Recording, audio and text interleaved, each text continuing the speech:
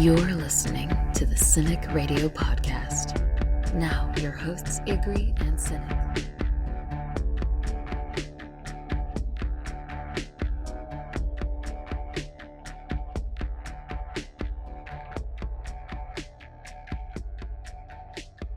Welcome, everyone, to episode 11 of the Cinik Radio Podcast. I'd first like to wish you Merry Christmas and a Happy Hanukkah. We have a great show in store for you this week. We're doing a roundtable for Season 7 of The Walking Dead. With me, as always, my hetero life mate, full of eggnog and holiday cheer, Igri. We have some very special guests lined up. Originally, we had Norman Reedus and Andrew Lincoln scheduled. However, when I found out these two were available, I bumped them. With us this week, our very good friend and podcast contributor, Cage, and further cementing our ties with the good people over at Avatars Radio, we have the amazing and ultra-polite DJ Addy with us. By the way, this show can be heard on Avatars Radio every Friday night at 9 p.m. Eastern, and we also may have some very exciting news involving them coming up in the near future. The station can be found at avatars.info. We had a good time making the show. We hope you have a great time listening, and as always, suck it, Chris Hardwood. Miss out on that latest viral video? Didn't see the most recent trailer for the next movie coming out? In the dark about what the biggest song in America is? We've got you covered. Every week we scour the internet and look for the latest and greatest. This is What's Up. What's Up for me this week goes out to the NFL. The NFL showing parity finally at last. Yes, we have some of the old powerhouses, such as the New England Patriots going back into the playoffs. But look at those Oakland Raiders. First time in 14 years going to the playoffs. The Detroit Lions are looking to lock up the NFC North. They haven't won a playoff game since 1992. This is what I love about sports. This is how the best sports can be. Parity in the NFL is real. This is why there's a salary cap, ladies and gentlemen. So to the NFL, finally, even with everything that's gone wrong this year, you're What's Up. Well, boys and girls, the What's Up for this week made my December.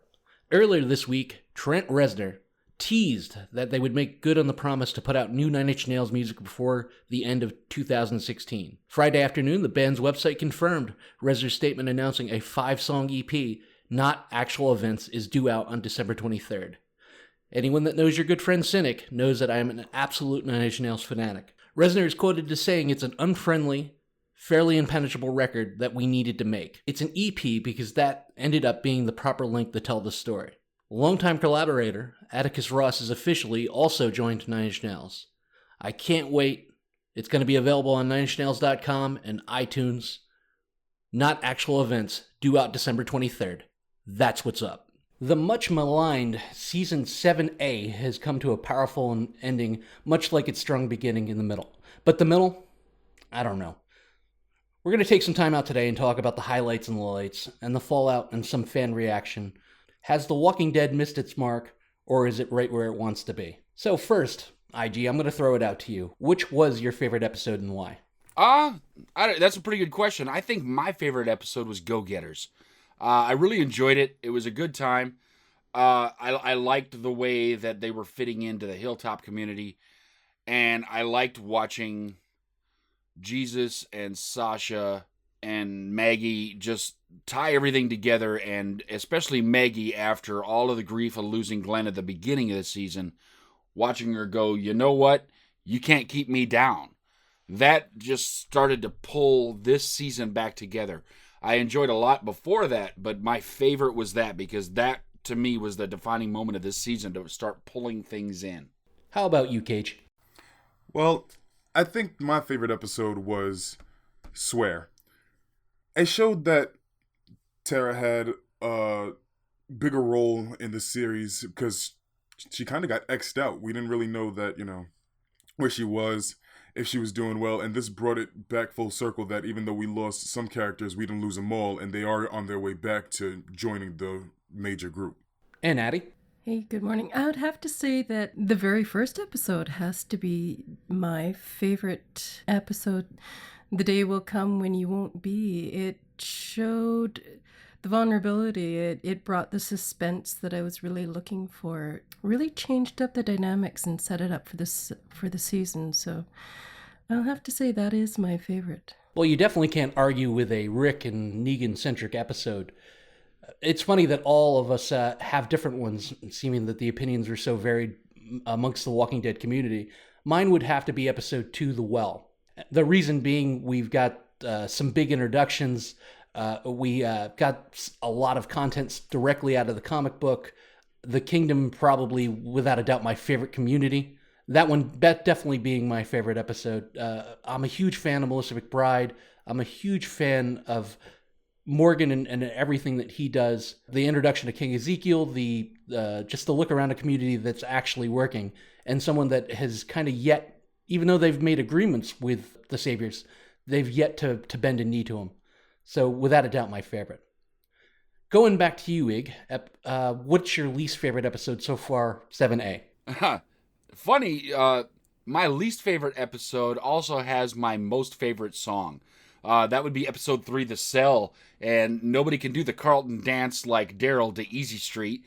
They just spent so much time running that song back and forth and trying to break Daryl, and I'm not sure. And now we've seen the first half of the season. You can't break Daryl, and they thought they had him, and they didn't. The episode dragged for me.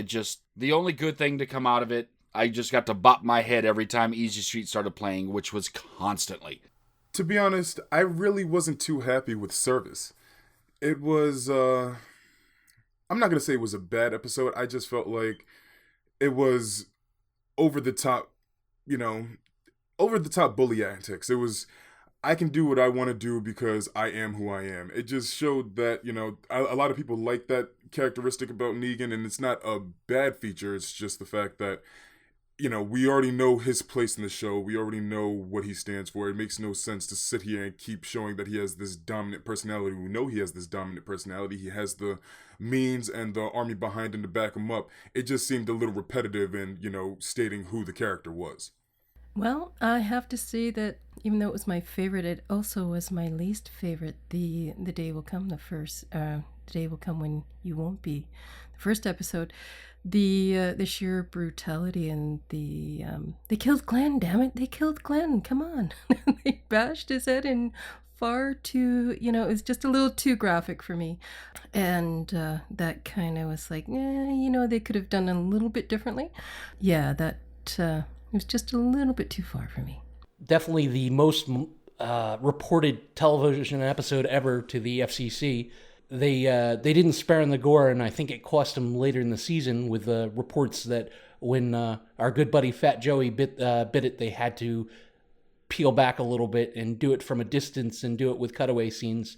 That show very well not only changed from a character perspective, but that show very well changed the way The Walking Dead might be able to do things going forward. I wouldn't say I have a least favorite episode. I did have a real problem with the fact that I believe they backed Cell and Service.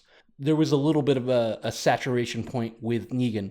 Cell being my definite least favorite because I think they used Negan in spots where they definitely should have used Simon. And then going right back and dumping another episode on us full of Negan, I think people got saturated way too quickly with the character. Running polls over the course of the season, the Cell, at least from our audience, the Cell was the least favorite, and Heart Still Beating coming up on top as far as people's favorites. The show opened with 2 huge deaths and ended with very minor ones. Over the course of the season, what death meant more to you? Does the walker up in the tree count? Because watching him slip down with his arms falling off was pretty fun. No, obviously, I'm going to go big, and Glenn's death is probably the most traumatic and important death of the season for me. And the reason being that, although destroying Maggie and the group initially is going to be their call to action, it's going to be the thing that pulls them up and says, we got to take this seriously, and we've been through so much together that we're not going to let this a-hole stop us from where we're going.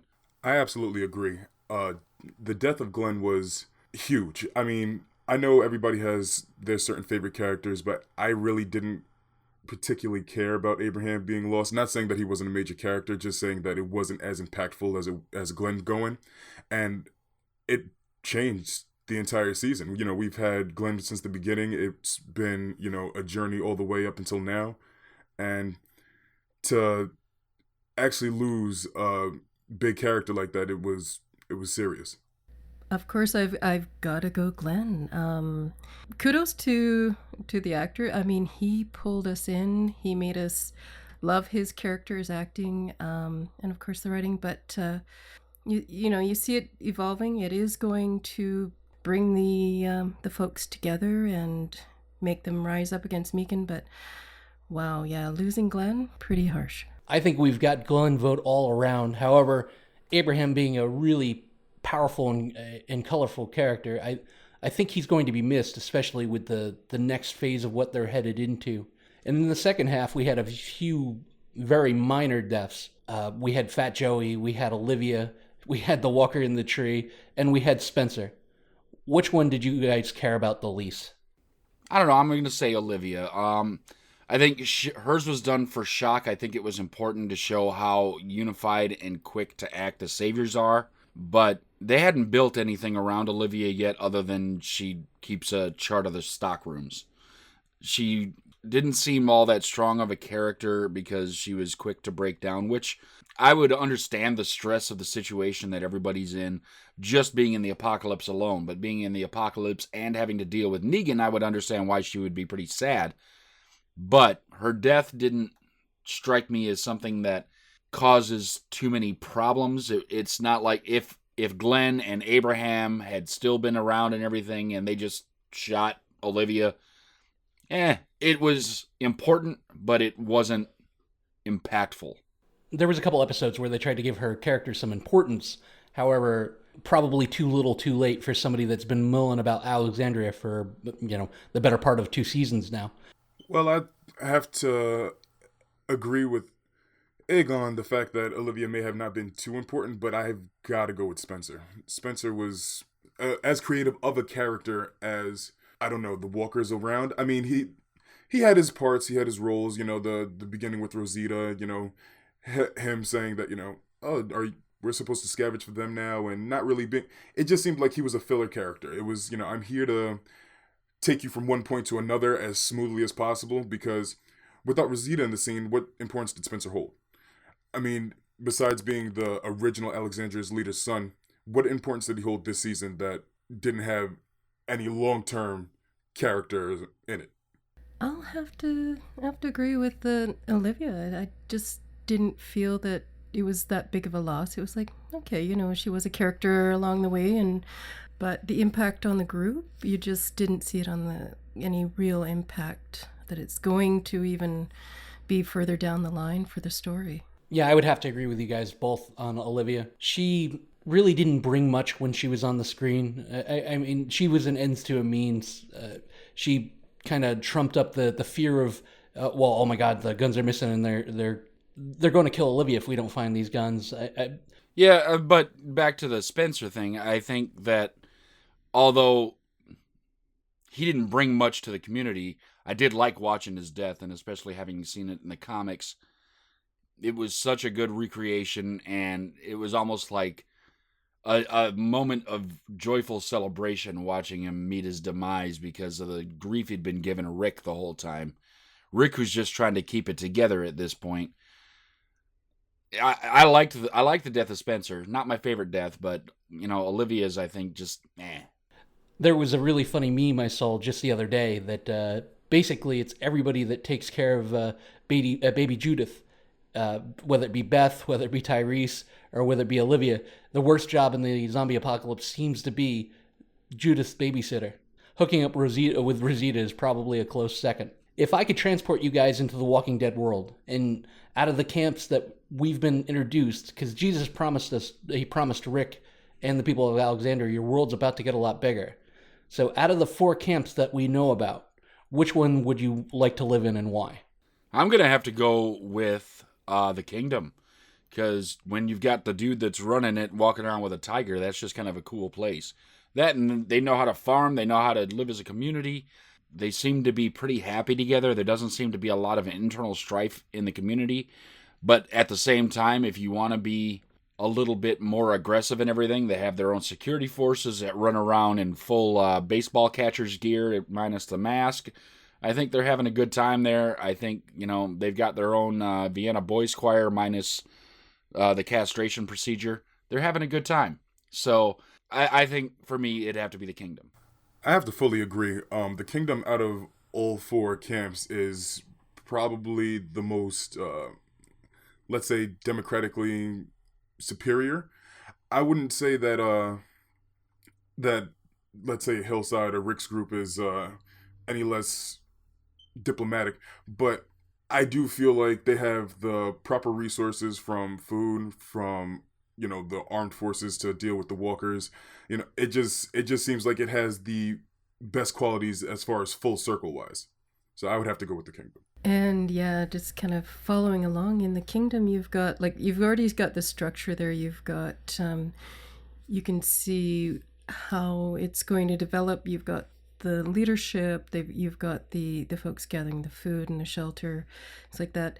It seems to be the most organized, and one that you'd be a little more. You'd kind of know where you'd fit in your role if it was where you were. I came for the breakfast cobbler, but I'm definitely staying for the lunch. So I'm going to agree with you guys, and I'm going to go with the Kingdom. Not only they seem the most well-organized, they seem the most prepared. The leadership seems to have a real even keel. There didn't seem to be a long process from Ezekiel's men of letting Carol and Morgan stay, so they're a little bit more trusting. The way that they've dealt with the Saviors is probably a little more conventional than we've seen from Rick, or the cowering that we've seen from Gregory. So it's definitely Kingdom all the way for me, too. Shooting it back on the other end, though, what would be your least favorite development to live in, and why? Oh, the compound that the Saviors are in, absolutely, because there's little room for error there. Accidentally burn Negan's dinner, it's the iron for you. And I'm not gonna have my face burned because I forgot to starch his underwear. Hands down, the compound. There's no way. I mean, me personally, I already have a problem with, following authority. So the fact that he would want me to kneel every time he walked into a room, the fact that you have to, it seems like, potentially give up your, significant other to please him. There'd be no way that I'd be able to stay, because, as Ig said, you get the consequences of not following what he's told you to do or giving him what he wants. I can't deal with somebody like that, and I feel like that's too much of a threat already on top of the end of the world apocalyptic thing. I don't know, man. One of the big rules of Zombieland was limbering up. Columbus could tell you that you don't want to pull or strain anything when you're dealing with these zombies. Yeah, hands down the compound. I mean, I could not be like that. The subservient, the walking on eggshells and bowing down. Yeah, I'd much rather be Glenn in that situation. I would have to agree with you. The Savior's Sanctuary, probably the least desirable vacation spot. I'm not a big fan of kneeling to anybody. I don't like the point system. I don't like the fact that, if you get on the wrong side of Negan, not only is the iron or death or working on the fence, but also my biggest problem with it would be the Who's the Boss reruns that they subject you to. I thought it was a terrible show when it was on live. I think it's a terrible show now. The Sanctuary would be my least likely spot. We've experienced a definite pro-female season. We've had a lot of strong female character arcs, which is the exact opposite of what they did in seasons 2 and 3. And I couldn't be happier about it. To you, IG, who's your female MVP for the first half of the season? Well, the popular choice on that's going to be Maggie. And she's done pretty well. There have been a couple other choices. Tara did a good job when she was off on her own for a little bit. Mine is going to have to be Sasha. I liked what she was doing. I liked that she was working some things a little bit behind the scenes. She was there to support Maggie. She was there to make sure that Maggie got taken care of. But at the same time, she's plotting, planning, and getting ready to enact her own deal to try and make things happen. So while she's good for the people she's around, she's not letting that slow down her eventuality of trying to do something productive on her own. She doesn't need anyone's permission.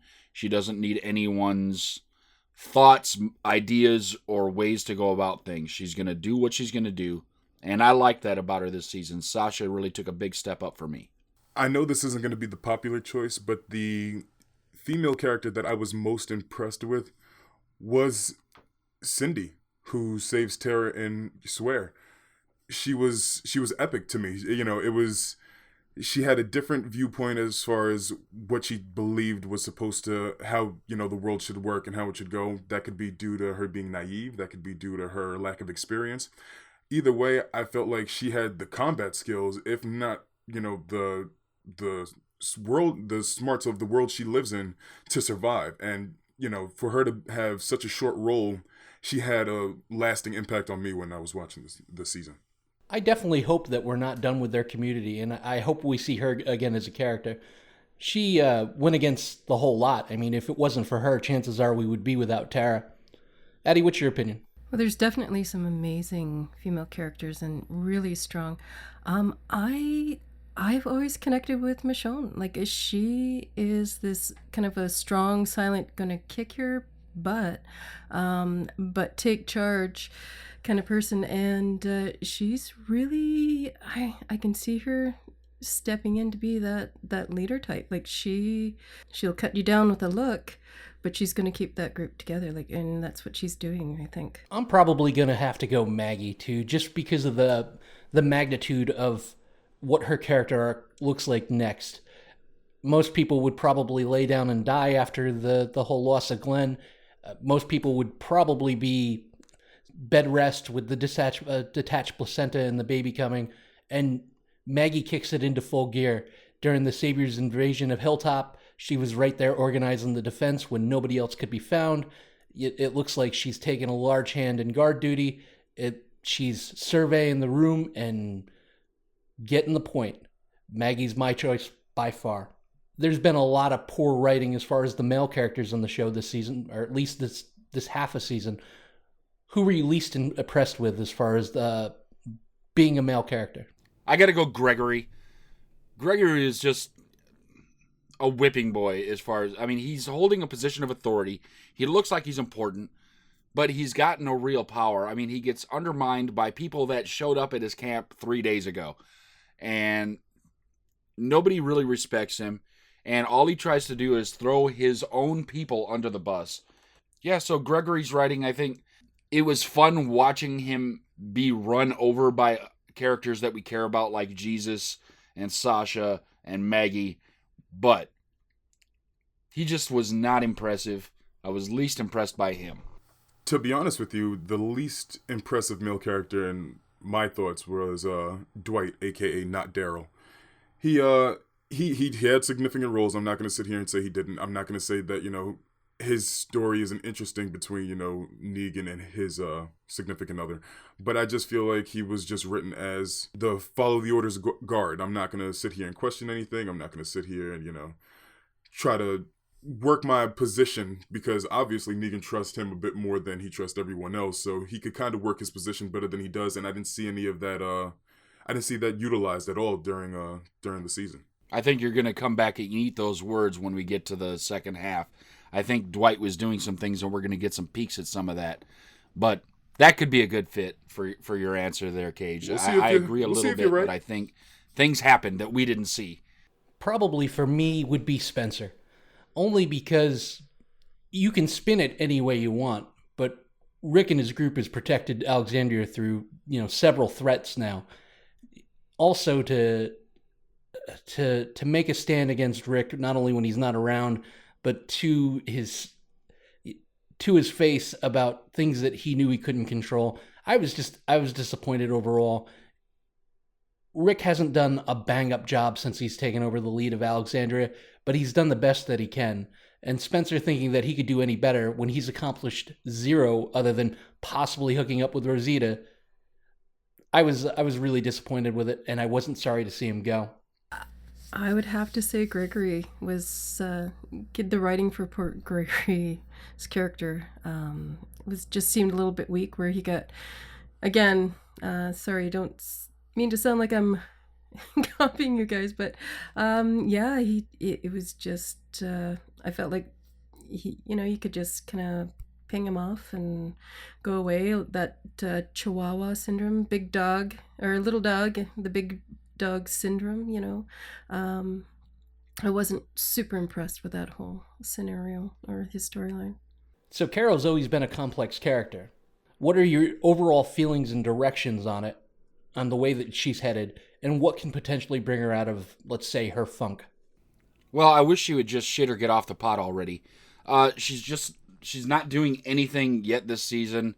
I kind of liked her reactions in the well with King Ezekiel, but other than that, she hasn't done anything, and I think the lack of her knowledge of what happened to the core group with Abraham and Glenn getting killed and the absolute brutality that happened, I think when she finds that out, it's going to be time to go back into action. That's going to be the thing that pulls her out.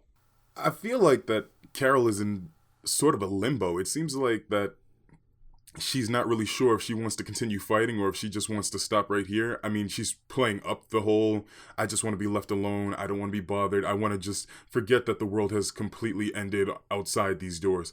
And that's a nice thought, but that's not realistic. That's, that's wishful. That's, that's not any way to approach the situation. You dropped into a funk. You had you're trying to regain yourself. I know it was a lot because, anybody who was on the verge of death, I'm not going to expect to come back right away. But this whole, I've turned over a new leaf. I'm going to be able to just stay in my own little house. I don't have to be bothered with anybody. That's not realistic, and I don't see that being a continuing feature. Yeah, she's a bit of a wild card. Like, she's been on both sides of that pendulum, like being kind of like right out there crazy to just kind of wanting to curl up into the corner and go into her own world.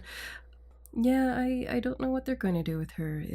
You just can't stay in limbo, like you were saying. We've been through ups and downs with Carol. We've seen her with her husband.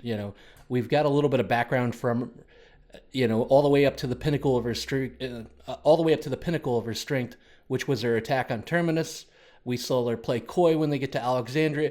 Carol has wore many different masks the length of the run of the show. Now, my question is, who is Carol? What are we seeing? Which Carol is real? Which one do we believe is the person behind all that? I think I kind of tend to agree with you, Ig. I think that the deaths of Glenn and Abraham could either have a good effect and spring her back into action or drive her further away from the main group. The way this looks, and not to release any spoilers, but there was a character that had a relationship with King Ezekiel in the comic book. It looks like Carol very well might end up in that spot. At least they're hinting at it a little bit. And that very well might be the turning point in her character as well. So my next question to you, Ig, is who evicted Easy Street Daryl from Easy Street? Well, that could go a lot of different ways. I mean, my absolute favorite choice of who would have been letting him out would have been Fat Joey, but I don't think it was Fat Joey. The next favorite choice I think might have been Jesus, and I don't think it was Jesus. I'm going to go with not Daryl, our good buddy who was among the first to take the iron, Dwight. And I think Dwight's doing it because he has had enough of Negan's shit. He's had enough of bending a knee, and he knows Daryl is key. So I'm going to go with Dwight. I agree fully. I'm not going to lie, as I do want to see Dwight's character, expand and do more. I do believe he is the one that let Daryl out. I do believe he has something planned, and I may or may not be incorrect in my last statement, but I want to see if it really is him or if we are in the works of finding somebody new. Yeah, it's got to be Dwight. I think he's had quite enough, and he's got something up his sleeve. I think he's going to surprise us, and yeah, I really think that it's Dwight. I'm tending to shade that way too. I think I'm in full agreement with the rest of you guys. Dwight seems like the likely suspect, although what was Jesus doing in this amount of time? I mean, he got in the compound, it looked like he was maybe scouting around. What better thing to do than let Daryl out? But I think I'm going to tend to sway with you guys. I think it's definitely going to be Dwight. Towards the end of the season, twice we saw a shadowy figure peering at Rick and Aaron from across the shoreline and looking at Alexandria and Father Gabriel on watch. In your opinion, Ig, who do you think that's going to be? Well, I would like it to be, I'm drawing a blank on her name, the little girl that got shot looking at the flowers by Carol. That would be a plot twist. I'm drawing a blank on it, though. short of her being running around, it's like, haha, Carol's not as good a shot as we thought she was. I don't know. I mean, I think it's going to be somebody new, but I don't think it's going to be somebody new from a new group. The other thing that I think it could be or should be would be the girls from the female group from Swear. If it was Cindy out there getting a look at what's going on so she could bring intel back to the ladies, I think that would be amazing, especially if that turned into not just 3 communities against Negan, but 4, because I'm pretty sure Negan has no idea that these ladies are still out there living. I was actually pulling towards the same thesis that Ig just said. You know, that group was shown in one episode and downplayed the rest of the season. It just seems like it's a possibility that anybody from that group, especially how paranoid they were about being found out or being seen, because they already have dealt with Negan with the whole they killed any boy under 10. I mean, over 10. I wouldn't be surprised if now that they are off his radar, they'll be more inclined to come back and get their vengeance for their fallen ones. Yeah, they definitely would be the prime suspect. Yeah, I'm drawing a blank as to who it might be. Might be the governor coming back. Join forces with Megan, or no. But yeah, I definitely would lean towards those ladies kind of helping to take power back, get Rick in the group. Logically, Oceanside would probably be the odds-on favorite to kind of be watching and seeing what's going on, especially if they're kind of on the fence about wanting to be a part of this conflict or not, or remain hidden, like you guys said. The neat part about all that is if you look at each community, they all bring something different to the table. They look fairly heavily armed, and they're well stocked with food. So I kind of hope it's them. The internet's been hinting at Richard because of them not showing his feet at certain points in the episode. They've been hitting at Dwight. They've been hitting at the next storyline, which I completely disagree with because I think you're completely putting the cart before the horse. This isn't NCIS or CSI or Law & Order. We're not going to wrap the story up in an hour. So I kind of wish people would stop with that. Sometimes the comic book being the source material hurts the show because people that haven't read the comics are in the dark, and people that have sometimes want to push the storyline way ahead when I think we need to take some time and really investigate the Saviors and Negan and see where the story goes. Hitting on a topic that we talked about before, the first time we were introduced to Not Daryl, we like to call him on the show, Dwight, he had turned tail and ran from Negan, grabbed Negan's potential wife, and they headed out and they encountered Daryl. He came back, took the errand for the team. His wife is marrying Negan. Does he rebound, or is he a beaten dog? Can Dwight redeem himself? Well, that's a double-edged sword right there. I want to say yes, but the absolute possibility is no, because he knows that at the moment his wife is in a safe place. Although she's having to do the deed with Negan, and he's maybe not all that happy about that. If you take your shot and you miss, what else is going to happen? He might be a little too afraid of that, and he did show his inability to stand up to things in his first encounter with Daryl. But I don't think he's beaten. I think that he's seeing the opportunities and he's seeing the strength in the other communities that's allowing things to come around. So I think he's not beaten. I think he's going to be a big part of the back half of the season. To be honest, I have to agree again. The fact that now, I don't want to get crucified for this, but I feel like he has a Rick-like feature, and what I mean by that is he's playing the part that he knows Negan wants him to play, subservient. He doesn't want to sit there and be as let's say aggressive, not as, I can't think of the word, but he doesn't want to be reactionary. He doesn't want to sit there and go at Negan with ill intent because we see what happens. But I feel like he is playing the possum role because he knows that, as Ig said, his wife is safe. He doesn't have to worry about anything happening to her. He's playing his role, so he has to be subservient to Negan. But I do think he has a plan in action. I just don't know when he's going to go about it, because he doesn't want to sit here and put her at risk by doing anything that would get them both into a dangerous situation. Yeah, I think that that he is playing the possum, like he is making sure that his wife is staying safe, but he's also, there's the adage of keep your friends close and your enemies closer, and I think, gathering the intel and being the least likely suspect of actually getting getting Megan, like all the intel on Megan and how to bring him down. I think he will probably end up being a pivotal point on bringing him down. Nobody better than taken down than the inside man. I kind of think that I don't think he's a beaten dog. I think he's waiting for his opportunity. He keeps trying to reassure himself and his wife whenever they encounter each other on the smoke breaks that they've done the right thing, that, hold the course. I believe that we see a little bit more strength from his wife than we do from him at times. I don't think he's going to take it lying down. Somebody that takes an iron to your face, not only that, sleeps with your wife, and then continuously reminds you that he's doing it while kicking you in the ribs. At some point, you've got to stand up. I don't know how Negan thinks that this guy would ever be loyal to him, because that's the opposite of how you build loyalty from someone.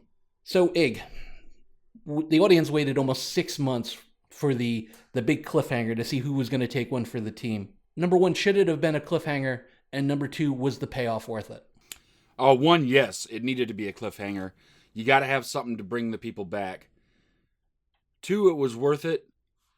Here's the rub on that. I know they followed what the comic book did with the death of Glenn. And still killing Glenn, I think, was necessary, because that's what's going to get Maggie the strength to get through this. You'd think keeping Glenn alive would be what gives Maggie the strength to get through this, but I think that the crutch of having Glenn available to her, that would be the thing that would cause her ultimate demise. I think this is going to make her even stronger.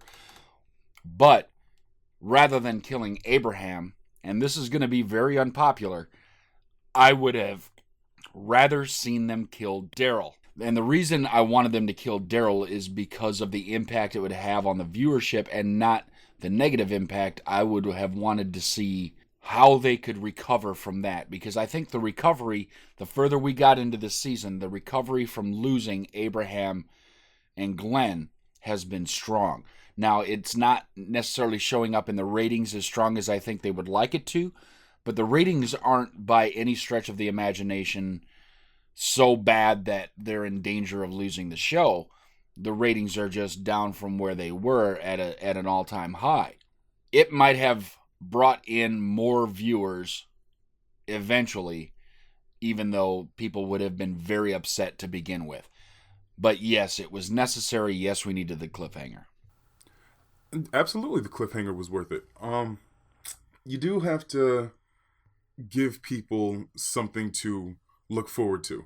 Nobody knows what's going to happen and wants to still search for it. Nobody goes on the treasure hunt if they know what the treasure is. So it definitely wouldn't need it to be a cliffhanger.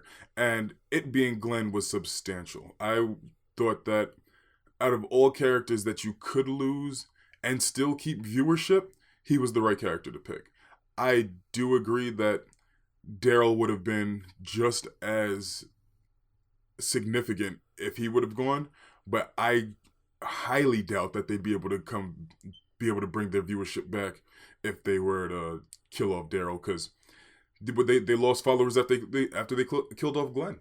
So the fact that, not saying Glenn was any less significant, but Daryl plays a huge role. It's like losing Rick or Carl. That from the beginning, such a strong impact, such a big connection with the viewers. It would just have been too much to be Daryl. But I think Glenn was the perfect choice, and it showed throughout the entire season. Yeah, you know what? I like cliffhangers. I like the suspense. I want to be able to guess, and it's kind of one of those. joyful pains, it's like a good pain. It sounds horrible. But yeah, like you need those cliffhangers. And was it worth the wait? I hate that they killed off Glenn, but they needed to kill off Glenn. And they did make the right choice. If they had killed off Daryl as well, then I probably wouldn't be watching it anymore. Sorry, but that's my opinion. They couldn't. There's no way they could have killed off Glenn and Daryl. They would have lost way too many. But to keep it going and to keep with the line of the comics, they made the right choice. As much as I'd love to see a bunch of 13-year-old girls riot, like it says on most of their t-shirts, I don't know how much of an impact it would have had on the show if they killed Daryl. I think there would have been, you probably would have seen a decline in female viewership, probably from 13 to 50. I agree with the choices. I don't agree with the cliffhanger because of the comic book, because the source material was already out there. We waited 6 months to find out exactly what everybody was guessing, and the fact that it was going to be Glenn. On the show, Ig and I had a pretty good indicator that it was going to be Abraham because of the way that they changed his death. So I would have been much happier with the cliffhanger and the impact it had on Negan's character if the comic books wasn't a source material and we didn't have to wait 6 months for it. Now, agree or disagree with who they kill, I mostly agree with it. I would have loved to see Abraham play place in the all-out war coming up. I would have loved to see Glenn and Maggie move on and kind of run Hilltop together. I'm over the Daryl character. If he would have went, I wouldn't have bothered me either way. Hopefully there's some redemption in all this, and they take him to a fantastic new place where he goes back to being Daryl doing the blowing up the tank with one grenade thing, and I hope he kind of takes the place of Abraham in All Out War. After waiting a full season and almost 6 months for his appearance, Ig, is Negan everything you hope for in a villain? I think he's everything I hope for and more. And here's the reason why. He is played so impressively by Jeffrey Dean Morgan. The mannerisms, the looks, the quips, everything that he does is, as I've said in previous episodes, a love-hate relationship with the guy. The thing is, he is a strong personality. He is pulling it together, and you can't help but love him. There's been these kind of bad guys in any great series, and he is what's making The Walking Dead work for me right now, because it gives you a strong point to rally against, but it's so entertaining to watch.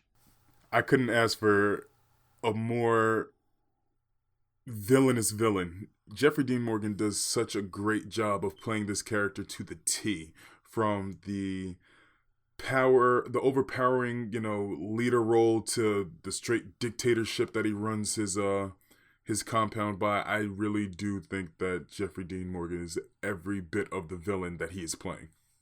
Oh, definitely. Love to hate this guy. I mean, you want to hit him, and as he's not bad to look at either, so he's kind of nice on the screen. But it's interesting in the dynamics of like how he's taken over the power, and how Rick has always kind of held the power, and that he's I really like how he's playing it, and like I said, not bad to look at either. Yeah, I've kind of been watching his career, I would say, flourish since The Watchmen. So when they announced him as Negan, I couldn't have been more excited. I think he's playing it to the T. The jokes, the mannerisms, and if you haven't caught the unedited version of the season finale where they allow the swearing, I can't wait to get a hold of that in the season 7 DVDs where they kind of go full bore at it, because it brings a completely different element to his character. And even that could be sometimes comical. However, it just gives more force in everything that he's saying. It makes him slightly more terrifying. And if they were allowed to do it on regular TV, I think they probably would have let a little less with the humor aspect. So I personally find everything he does and says hilarious, and I know that I'm in the minority in this. Does his humor hit the mark with you, or do you find it annoying?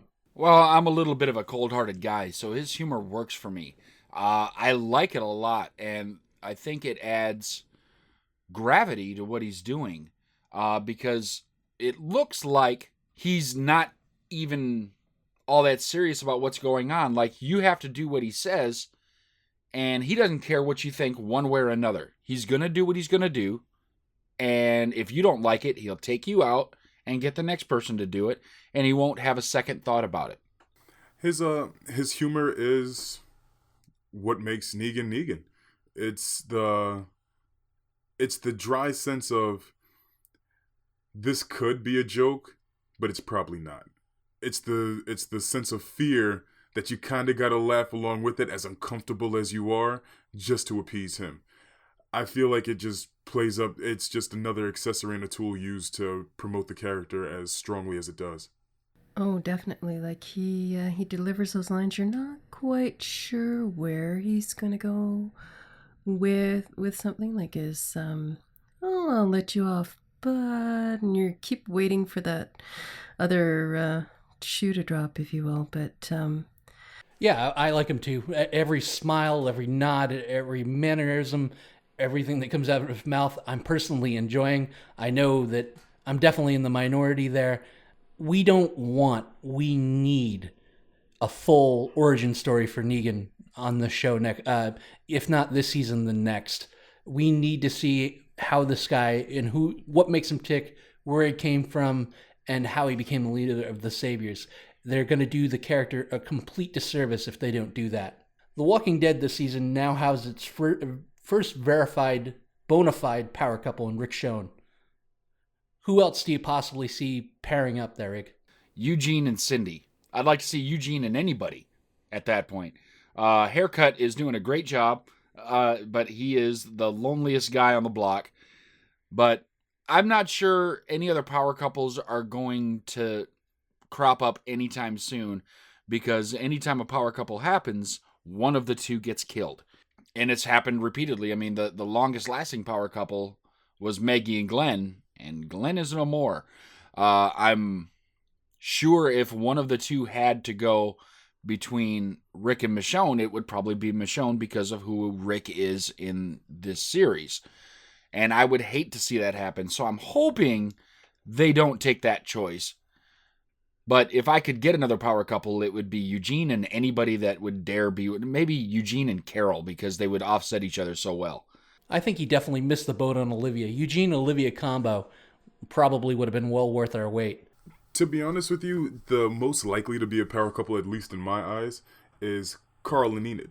Now, I know that's, kind of off because of how young they are and how they, they interact with each other depending on where the situation is. But to be honest, there'd be no better of a situation than growing up together in this kind of world. She already has her set of skills. Carl has his set of skills. So they can Liam Neeson their way through the apocalypse. It just seems like it would make the most sense to me. I'd love to see Eugene with a strong one, but I don't see any power couples coming up. Like you're saying, as soon as there's a power couple, eventually one of them has to go. Of course, Rick and Michonne, great couple there, but another one cropping up, I just don't see it quite yet. They'll hint on it, but it's not going to be the same in-depth that we had with Glenn. I tend to agree with you there. The fans are absolutely calling for a Daryl and Maggie couple. I don't ever foresee that happening. It is tragedy in the story that whenever they only seem to put people together only to snuff them out. So we'll kind of watch and see and wait what happens with that in the future. Daryl and Rosita both took their respective swings on Negan. Do you think it's fair that the audience gave Daryl a pass and referred to what Rosita tried as stupid? No, I don't think that's fair one bit. And we touched on this last episode. It's not right. And the biggest problem it's not right is Rosita's was infinitely better thought out than Daryl's. Daryl's was a moment of heat. Rosita had been plotting this in her head for some time, just waiting for a moment. And she didn't think the moment was going to come so quickly, so it wasn't necessarily prepared for that exact moment, but it was a plan. It was an intent. And 3 inches is all that saved Negan, because that's the width of the bat. 3 inches. If that bat had been 3 inches to the left, 3 inches to the right, Negan would have took one in the head and we'd be out of Negan. So to get so hard on Rosita for this is absolutely not fair. I think it represents more of a misogynistic attitude that if a man does something, yeah, it's all right, and especially if Daryl does something because it's Daryl. But Rosita does something who's not as popular of a character, and oh, look how stupid she is. To be honest, Egg, I gotta disagree. I'm not thinking that the way she went about it was... I'm not saying she's stupid, because obviously everybody wants to kill Negan. That's the point of the entire season. But the fact that Daryl took his swing in the heat of the moment at the most dangerous moment. And it just seemed like Rosita became fixated from that moment. Because of Daryl's swing, that's when Glenn got taken out, because he had to prove a point. He had to teach a lesson. But it seemed like no matter what Rick said, no matter what Michonne did, no matter how people were trying to deal with the situation themselves, she was fixated on just getting her revenge. Everybody wanted their revenge. But Rick is playing possum. Michonne was doing her training with the sniper rifle in the earlier episode. Carl got all the way into the compound and started gunning people down. Everybody wanted their revenge. It just seems like she was so fixated that there was nothing beyond the point of, besides shooting him in the head because he took out Abraham. And that just seems like that was her downfall. Not the fact that she was stupid, but the fact that she just was too fixated on the point of getting her revenge. My problem with it all was maybe perhaps she should have had Eugene make her 2 bullets. I think both attempts were ill-advised. However, I understand heat of the moment. You watch your friends die. You watch, your secondary dinner date die. Somebody's going to have to react at some point. My thing is the repercussions of what they did. Obviously, we saw the repercussions of what Daryl did. And to a much lesser extent, we saw the repercussions of what Rosita did. Got her a nice slice under the eye, and Olivia dead. There's been a billion shootouts around the Alexandria area. I don't know why they couldn't have found one more casing, maybe possibly a full clip's worth, if she was going to make an attempt on somebody's life. But I hold them in the same regard. I don't agree with either of them making the move. However, I feel like the backlash is completely unjustified. Seeing everything that the group is going through and everything that the leadership of Alexandria Safe Zone is going through, can we still trust in Rick's leadership and Daryl's ability to be Rick's right-hand man? Especially at the close of the last episode and Rick ready to stand up and fight again, I say yes. And the thing is, even before that, I would have still said yes, because he was doing what was necessary to keep his group alive. And now he's going to start doing what is necessary to get his group thriving again. And Daryl showed the ability that you can't break him. You can't turn him into a lapdog. You can't turn him into something he's not. And Daryl is strong, and Daryl has always been strong, and he remains strong. As much as I'd like to see someone else come up and take the mantle, unless it's Carol coming over to take it or Michonne, I don't think anyone else has even the ability to do it other than Rick and Daryl. Absolutely. I feel like it's a chess game. It's a long chess game. It's, you're trying to figure out your moves. You're trying to see what you have to your advantage. And right now you're lacking. So you're playing the game. You're playing the cards you're dealt. I feel like Rick is more than capable. I feel like Daryl's more than capable, and it's just proven more and more. Negan tried his hardest and damnedest to take down Daryl in the cell, Easy Street, all the rest of that, but it didn't change anything. It didn't break him, and I just feel like that plays compliments to his character. Absolutely, but either one of them are going to be able to lead. With Rick, a good leader needs to know what battles to pick, when to break down or back down, and when to regather the group and come back with it stronger and group. Now, some people think that he looked weak. We had a discussion around the office about that, but no, I think that he's going to come back, and Also, I think Daryl is going to rally the troops again, showing that they can't break them, can't break down. I think through their struggles, they come out stronger. They have a full understanding now of what they're dealing with and who they're dealing with. Going forward, there's a big moment in the comic book where Maggie states, "I trust Rick Grimes." And I feel the same way. So jumping forward a little bit, in your opinion, Ig, what was the biggest or best moment of the season? I'm gonna go back with the walker out of the tree. I'm kidding. The best part of the season, I'm gonna go with when Maggie took some points on her driver's license and rolled the tractor over that loud car that was running in with the speakers blaring. Maggie taking the lead and helping to save the hilltop. That started really pulling everything together for me because it showed you can't stop Maggie. And I think that's really important. So that is my absolute favorite part of this season is that attack on the hilltop and Maggie's reaction. I have to say that my favorite moment in this series would have to be Carl mowing down the two guys in the truck. The reason why I like that so much is, Carl being a, daddy's boy, he, likes wearing the hat, likes, playing up to his father's strengths and things like that. It seemed like this was the most independent he's been because he knows as well as everybody else that if he was to mess up, he could die. And the fact that he still took it on anyway, he still took on the responsibility and the repercussions of his actions, and luckily it worked out in his favor because Negan wanted to try to show him around, is just more credit to him because even though he was probably scared and knew what he was getting himself into, he was still strong enough to do what he felt was right.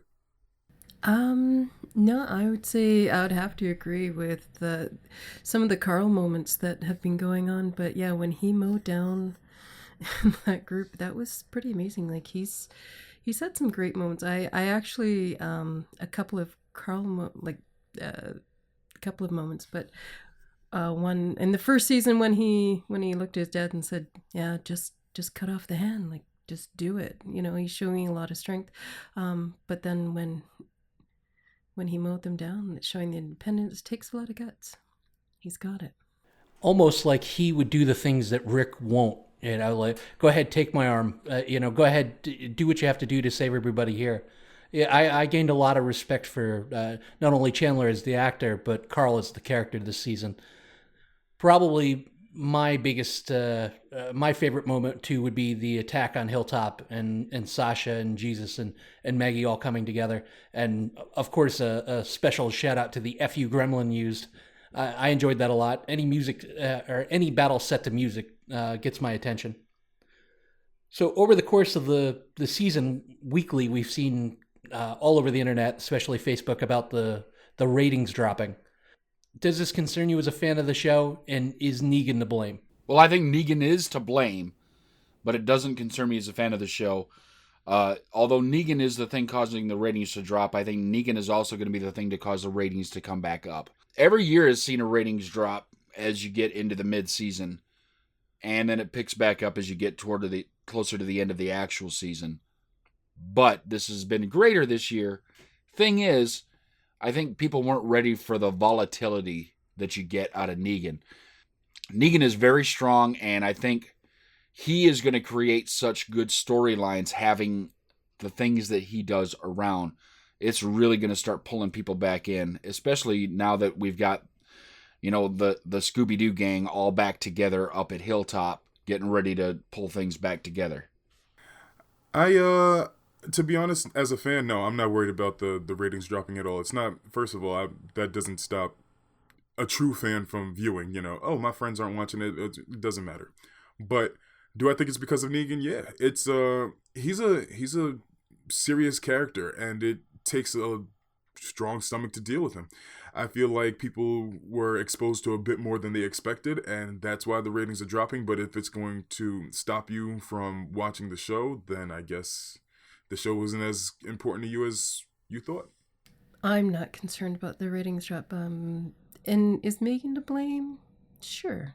I think his character, but he's also what is going to pull people back in as well.